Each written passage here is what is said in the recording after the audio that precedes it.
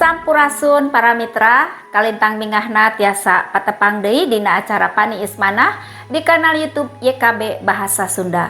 Lenyepaneun urang dinten ieu dicutat tina buku renungan wasiat anu dijudulan Risiko. Dumasar serat 1 Korinta pasal 1 ayat 18 dugi ka 30 hiji.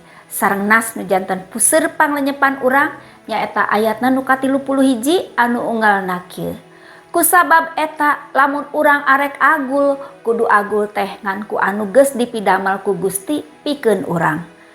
Para mitra, urang tos dipepelingan yen janten urang Kristen nu tos nampi nugraha kasalamatan di lebet Gusti Yesus sareng dipercanten pikeun ngembarkeun Injil kasalamatan eta teh hal nu kalintang luar biasa pisan. Sapada harita aya risiko nu kedah siap ditanggal ku setiap urang Kristen nyaeta manggul salib.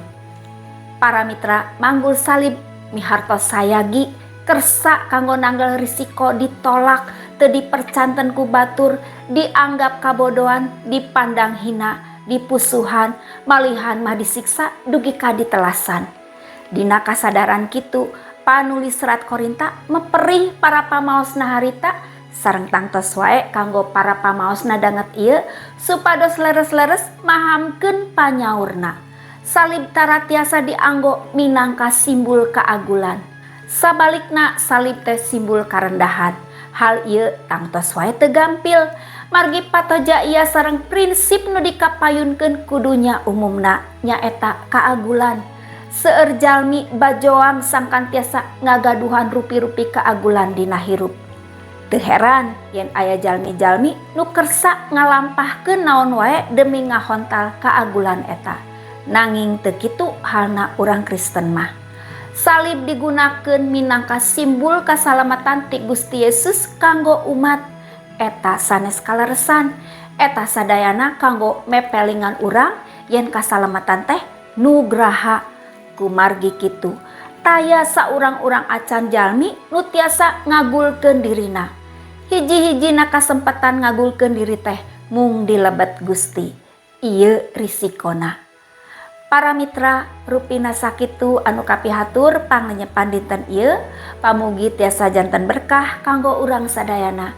Urang tepang deui dina episode salajengna. Ulah hilap, subscribe, like sareng bagikeun kanu sanes. Cag heula.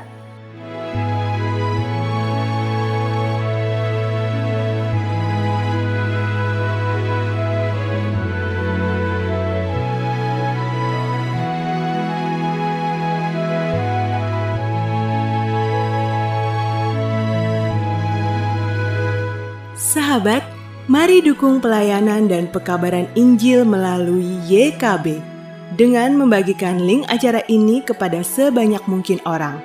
Dukungan juga dapat saudara lakukan dengan mentransfer dukungan finansial ke rekening BCA ke nomor 450 305 2990 450 305 2990 atas nama Yayasan Komunikasi Bersama.